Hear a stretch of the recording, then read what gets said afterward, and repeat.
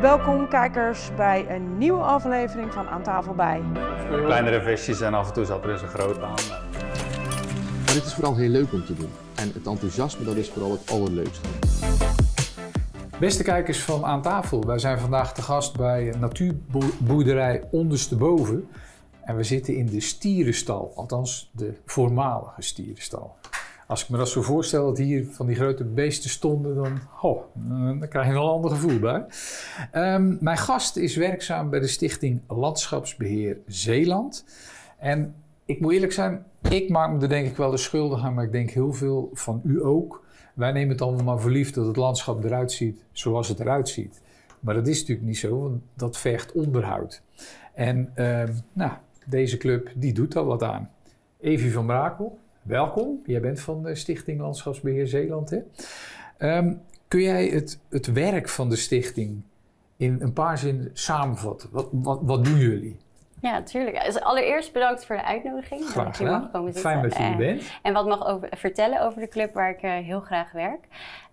En wij van Landschapsbeheer Zeeland, ja, de naam zegt het eigenlijk al, wij beheren het cultuurlandschap van Zeeland. Dat is even in de brede zin wat we doen. Even voor mij, want voor jou is dat een heel gewoon begrip. Het cultuurlandschap van Zeeland. Ja. Laten we dat even fileren. Wat is dat? Nou, je hebt heel veel natuurgebieden. Denk aan de grotere gebieden die er zijn. Maar je hebt ook de kleinere plekjes waar je de cultuurelementen hebt staan. Denk aan het heel typische beeld de knotwilgen. Die hoef ik denk ik niet uit te leggen. Dat noem je geen natuur, dat is cultuur. Nou ja, het is een cultuurelement. Dus het is een cultuurelement, maar het is wel ook een klein onderdeel van de natuur. Dus dat is gewoon zo'n cultuurelement dat wij onderhouden en waar wij moeite voor doen. En dat doen wij door heel Zeeland verspreid. Dus ook in Zeeuws-Vlaanderen zitten er verschillende groepen die daarin actief zijn. Maar we zijn wel uitgebreid door de jaren heen. Dus ondertussen houden we ons ook bezig met de toegankelijkheid van het platteland. En dan kan je vooral denken aan de routenetwerken, dus wandel- en de fietsnetwerken. Oh, oké. Dat doen jullie ook? Dat is daar naartoe uitgebreid door de jaren heen. En dit doen we dan ook in samenwerking met heel veel vrijwilligers. Hoeveel? Met 2500 vrijwilligers waren er vorig jaar actief bij onze organisatie. Dat zijn er best veel. Het schommelt een beetje per jaar hoeveel het er precies zijn. Maar ja, daar werken wij mee samen. En wat is jouw rol binnen de organisatie? Ik ben nu zo'n 2,5 jaar actief bij Landschapsbeheer Zeeland en ik ben vrijwilligerscoördinator. Dus ik heb vaak intakegesprekken met de vrijwilligers en ook tussentijds van hoe gaat het? Zit je wel op je plek? Of ik zoek samen met ze naar ander vrijwilligerswerk dat bij ze past. Desnoods bij een andere organisatie, dat kan ook. Dus jij spreekt al die 2500 vrijwilligers in ieder geval 1 keer? Nou, dat gelukkig niet, om heel eerlijk te zijn. Want het zijn er net iets te veel om te kunnen doen in mijn werkuren. Heel veel werken er al en zijn al werkzaam. En sommigen die komen via binnen. En dan is soms alleen een telefoongesprek al voldoende. Dus met veel mensen plan ik wel een intakegesprek. Maar soms volstaat een telefoontje ook als ze al heel specifiek weten wat de wensen zijn en wat ze willen doen. Dan is het niet nodig dat ik ze uitnodig voor een intake. Oké, maar jij gaat dus in principe in eerste instantie over de nieuwe mensen. Die ontvang jij. Ja. Maar ik neem aan dat je meer doet om te zorgen. Want die 2500 die moet je toch tevreden houden. Zeg maar. Ja, zeker. Nee, ook de huidige vrijwilligers, daar bemoei ik me mee, om het zo te zeggen. Daar hou ik me heel erg mee bezig. Dus ik kijk mee in de planning van wat gaan ze doen, de werkzaamheden die ze doen, hoe bevalt het. Ik krijg ook vaak terugkoppelingen uit het veld van nou dit werk of dat werk of zus of zo. En dan kunnen daar misschien aanpassingen of andere afspraken over gemaakt worden. Een stukje waardering, het organiseren van een excursie, eindejaarsbijeenkomsten, nieuwjaarsbijeenkomsten. Zo zien ze mijn gezicht toch wel regelmatig, moet ik zeggen. Jij organiseert de leuke dingen voor ze, zeg maar. Ja, en daar mag ik ook bij aanwezig zijn. Dus fijn. Hey, en hoeveel professionals zijn er dan bij jullie club aangesloten? We werken met zo'n 29 beroepskrachten en daarvan werkt dan ook een groot deel part-time. Oké, jij bent een beroepskracht, neem ik aan, hè? Ik ben ook een beroepskracht. Okay. Ja. Wat is jullie missie? Even een groot woord, maar waar gaan jullie elke dag voor? Ja, waar wij vooral elke dag voor gaan is gewoon om samen met andere partijen aan de slag te gaan in de natuur. En vooral het behoud van het cultuurlandschap van Zeeland in de brede zin. Stond dat onder druk dan, dat nodig was eigenlijk? Ik bedoel, voor mij, ik zei het in mijn intro ook al. Die knotwilgen, die staan overal. En prachtig, maar kennelijk was het nodig om daar iets aan te doen, want dat verdween. Ja. Het ontstaan van Landschapsbeheer Zeeland, de organisatie zelf, is ook echt ontstaan vanuit een vrijwilligersinitiatief. Van mensen die zagen dat het nodig was dat de knotwilgen onderhouden werden. Dat is al zo'n 40 jaar geleden. En van daaruit is het gegroeid naar een organisatie met, ik denk in het eerste jaar 1 of 2 beroepskrachten. En verder door nu 29 beroepskrachten. En dan vorig jaar 2500 vrijwilligers. Oké. Dus er is aanleiding om, in ieder geval 40 jaar geleden, maar die is er nog steeds. Eigenlijk meer, want er zijn heel veel meer mensen bijgekomen om het te doen. Om dat cultuurlandschap toch wel een beetje in vorm te houden, zeg maar. Ja, nee, zeker. En wat doe je nog meer behalve, want die knotwilg, dat zie ik voor me. Daar zie je er heel veel van en dat is prachtig. Wat doe je er nog meer? Wat moet ik aan denken? Wij snoeien ook heel vaak hoogstamfruitbomen. Dus dat zijn boomgaarden met hoogstamfruit. Laagstamfruit kent denk ik iedereen wel. Dat zijn vooral de boomgaarden, boomgaarden van de fruittelers en dan vooral de productieboomgaarden. Een beetje industrieel is dat, vind ik zelf altijd. Het is wel om genoeg in de supermarkt te hebben natuurlijk. Het is ook nodig. Ja. Maar heel veel mensen hebben ook op een erf een hoogstamboomgaard. En om die te kunnen snoeien is er specifieke kennis en vaardigheden nodig. En dat doen wij dan ook samen met de vrijwilligers. Het aanplanten daarvan is dan ook iets wat we doen. Het onderhouden van hooilanden. Dus vroeger had je hele rijke hooilanden met veel verschillende plantensoorten. En je ziet tegenwoordig dat het dan vaak, als het niet onderhouden wordt, heel erg ruig wordt. En ook vaak eentonig qua planten die er voorkomen. Mm-hmm. En door dat op een specifieke manier te beheren, kan je ervoor zorgen dat er meer verschillende planten voorkomen. En dat is eigenlijk waar wij ook naar streven. Dus biodiversiteit feitelijk. Biodiversiteit. Qua planten in ieder geval. Ja. En waarschijnlijk dan ook qua beestjes. Ja, qua insecten heeft dat ook weer inderdaad gevolgen. Okay. En zo door. Nou, dan hebben we wel een beetje beeld van wat jullie allemaal doen. En dan nog die wandelen en die fietsnetwerken. Dan maakt het plaatje denk ik compleet, hè? Oké. Hey, nou, als ik denk aan organisaties die bezig zijn met de natuur in Zeeland, dan zie ik Staatsbosbeheer bezig, het Zeeuwse Landschap. Bij ons in de buurt het waterschap ook wel. Die onderhouden die dijk ook van alles. Natuurmonumenten heb je natuurlijk ook nog. Ja. Mis ik er nou nog? Of zijn dit ze wel? Nou ja, IVN houdt zich ook nog bezig met dan natuureducatie. Dus dat is minder een terreineigenaar of terreinbeherende organisatie. Maar daar werken wij ook wel mee samen. Er is een samenwerkingsverband, de Zeeuwse Natuur. Daarin zitten behalve dan het waterschap uit het verhaal, zitten die allemaal samen en werken ze ook samen op verschillende gebieden. Dus dan is er uitwisseling over hoe doen jullie het of hoe pakken jullie het aan. Okay. Het grote onderscheid wat er dan wel is tussen ons en dan vooral Staatsbosbeheer, het Zeeuwse Landschap en Natuurmonumenten, is dat wij als organisatie geen grond bezitten. En dat is ook niet een streven van ons, want wij willen eigenlijk altijd samenwerken met een andere partij. En daar behoort ook dus de terreineigenaar bij. Oké, dus die andere partijen die ik noemde, die hebben zelf grond en doen ook zelf beheerwerk daaraan. Maar die werken ook met jullie samen om hun land en wat daarop staat, om dat te beheren qua natuurwaarde. Ja. Op die manier. Maar werken jullie dan bijvoorbeeld ook voor een boer, een particulier? Ja. Daar kom je ook? Ja, daar komen we ook. Daar zetten we ons ook voor in. Het is wel een groot verschil natuurlijk. Wij zijn geen hovenier. Dat is niet wat we doen. Nee. Wij zorgen voor meer de landschappelijke elementen. Dus dat is wel dan een boer die bijvoorbeeld ook een klein bosje op zijn erf heeft staan. Of een hoogstamboomgaard. Dus echt meer de specifieke elementen waar wij ons voor inzetten. Want even als voorbeeld, ik rij altijd langs Saamslag en daar is een boerderij die heeft heel veel knotwilgen. Echt, als ik dat zie, dan denk ik, wauw, stel je voor dat je dat zelf moet onderhouden. Dan is heel veel werk. Ja. Komen jullie daar dan ook bij dat soort mensen over de vloer? Ja. En dan huren ze jullie in, dan moeten ze jullie wel betalen, neem ik aan, ook voor dat werk. Of zie ik dat niet goed? Ja, klopt. Nee, er gaan eigenlijk vrijwilligersgroepen naartoe, maar daar is vaak een betaalde kracht, gaat ook mee. Dus die is er ook de hele dag bij. Die zorgt eigenlijk voor de hele werkdag, de gereedschappen, de werkvoorbereiding. Die weet wat er moet gebeuren. Okay, die doet de contacten met de boer. Die zorgt er ook voor dat als er problemen op de werkdag zijn, dat die worden opgelost. Dus dat niet een vrijwilliger is die zich daar We gaan het zo meteen nog even apart over hebben, over die groepen. Ja. Ik wou eerst nog even van jou weten tegen wat voor uitdagingen loop jij nou aan als vrijwilligerscoördinator? Want het zijn er nogal wat, 2500. Ja. Waar loop je tegenaan? Ik merk wel dat bij ons een grote uitdaging is dat er maatschappelijk best veel verandert. En dat je daar het liefst sneller op in zou willen spelen, maar dat soms toch nog best lastig is. En wat bedoel je dan? Nou, je merkt heel erg dat er meer mensen behoefte hebben aan flexibel vrijwilligerswerk of een vaste periode. En ik wil dat alleen in juli werken of zo. Of bijvoorbeeld, ze willen alleen een specifieke periode. En daar is onze organisatie nu nog niet helemaal op ingespeeld. Okay. We zijn er wel mee bezig en we zijn in onze nieuwe beleidsplannen er ook mee bezig van hoe kunnen we daar meer op anticiperen en inspelen.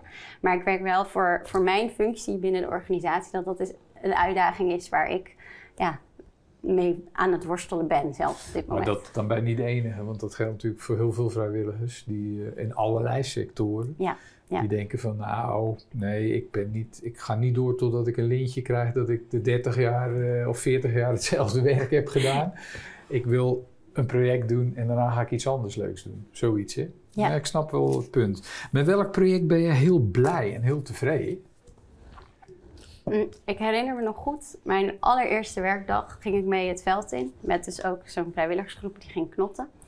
En ik had nog niks uitgelegd. Ik had zelfs eigenlijk ook nog niks uitgeladen. Ik denk dat ik net de sleutels uit het contact had gehaald, om het zo te zeggen. En de eerste vrijwilliger had zijn ladder al tegen de wilg aangezet en stond al met de zaag in de hand te zagen. En gewoon die energie zien bij mensen, gewoon dat ervoor willen gaan, dat had ik nog nooit zo meegemaakt eigenlijk in gewoon het beroepskrachtleven, om het zo te zeggen. En ik vind dat zo mooi. Daar ben je helemaal blij van. Ik word daar heel blij nog van. Steeds. En ik wil me daar ook echt voor inzetten. Dus daar wil ik ook gewoon wat voor doen. Goed, nou, dan hebben we nu denk ik het stapje ook wel gemaakt naar die doordeweekse landschapsbeheergroepen, zoals het ook bij jullie heet. Want daar zoeken jullie ook nog mensen voor, hè? Voor dat soort groepen. Eventjes, wat je dan doet, dat is dan wilgenknotten of hoogstamfruitbomen gaan snoeien en dat soort dingen. Hoe ziet zo'n werkdag eruit? Stel, ik zou dat willen doen. Oké, ik meld me aan bij jullie. Vertel eens, hoe ziet mijn werkdag eruit? De werkdag of het proces ervoor zelfs? Nee, doe maar eerst de werkdag. Gewoon de werkdag? Ik wil eerst concreet weten wat ik moet doen. Ja, de werkdag ziet er eigenlijk uit dat je vaak om 9 uur start op locatie. En we hebben dan in Zeeuws-Vlaanderen een werkplaats in Terneuzen. Dus vanaf daar kan er samen gecarpoold worden. Dus dat is dan ook nog mogelijk. En dan om 9 uur kom je aan op een boerderij of in een natuurgebied op een mooie plek in Zeeland waarvan je eigenlijk denkt, is dit er in Zeeland? Mooi, ik heb me daar al zo vaak over verbaasd dat ik denk, het voelt alsof ik op vakantie ben. Noem eens zo'n mooi gebied waar je helemaal verbaasd van was. Ik heb ik kom niet op de naam. De duinen van Valkenisse al regelmatig moeten bosmaaien. Dat doen we voor Staatsbosbeheer en dat is dan ook een gebied waar je dus eigenlijk niet mag komen, behalve om dan het te onderhouden. Omdat je dit moet doen. Dus dan voel je ook al een privilege dat je in zo'n mooi gebied mag rondlopen. En in Zeeuws-Vlaanderen heb je daar een gebiedje dat je denkt, wauw, dat was mooi. Nee, niet. Sorry. Niet? Nee? Ik ben minder werkzaam in Zeeuws-Vlaanderen. Mijn collega die zou gelijk iets uit zijn mouw kunnen schudden, want die werkt hier iedere week. Gaan we dat eens een keer van. Maar de werkdag. Dus om 9 uur dan gaan we wel zo'n beetje starten dan, zeg maar.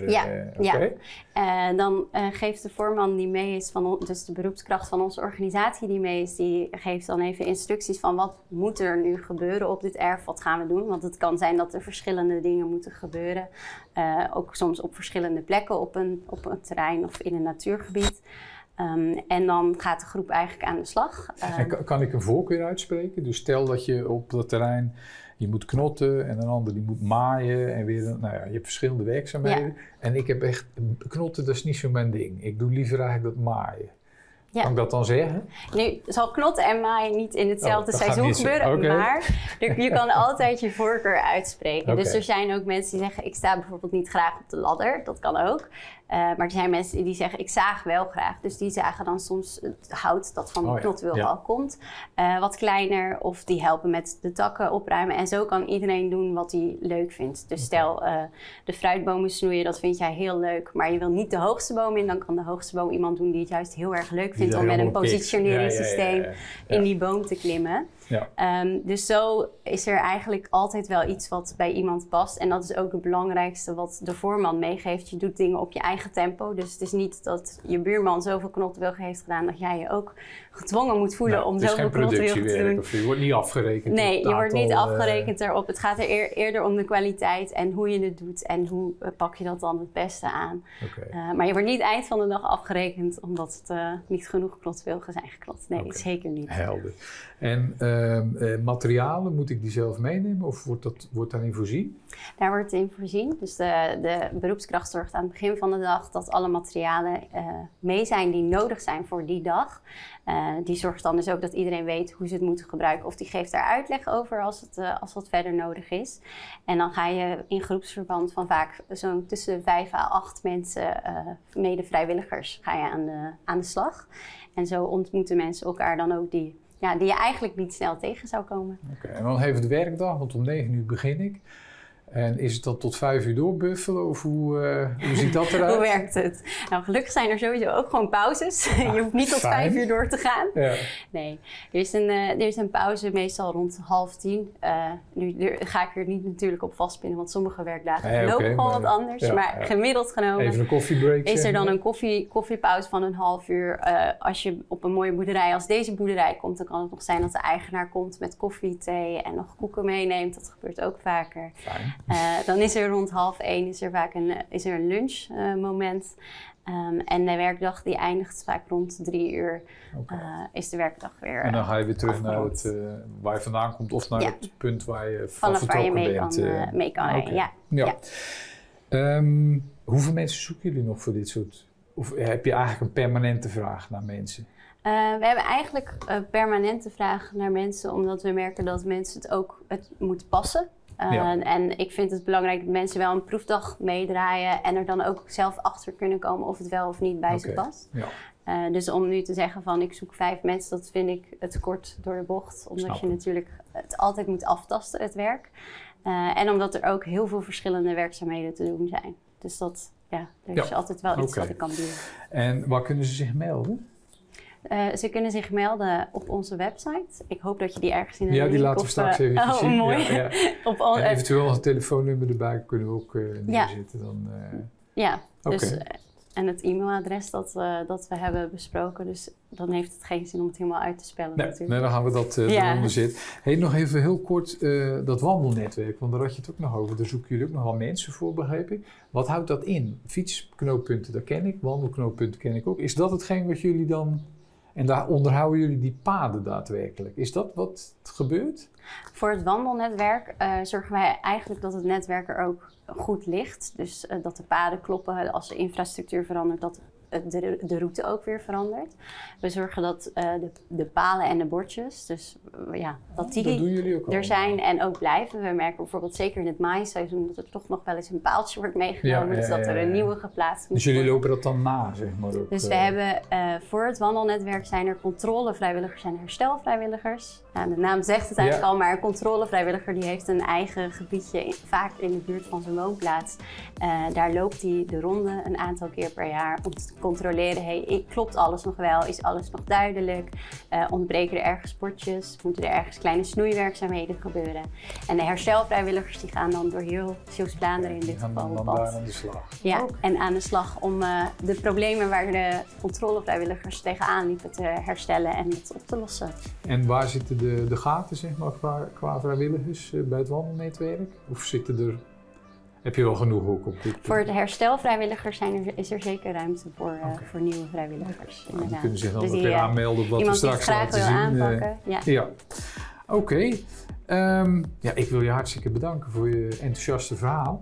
En ik hoop dat er naar aanleiding van het verhaal ook zich echt vrijwilligers melden om een keer een dagje proef te draaien. Van dit betekent het. Beste kijkers, als u nou denkt van dat lijkt me wel wat. Zo af en toe eens een keer knotten wilgen of wilgenknotten, ik moet omdraaien. Of andere dingen doen wat het landschapsbeheer ook doet. Kijk in ieder geval eens op hun site, die verschijnt hieronder. En wilt u zich echt aanmelden, er komt ook een telefoonnummer en een e-mailadres. Ja, en daar kunt u terecht. En dan kunt u zeggen van ik wil eens een dagje meelopen. Bedankt voor het kijken en tot de volgende keer.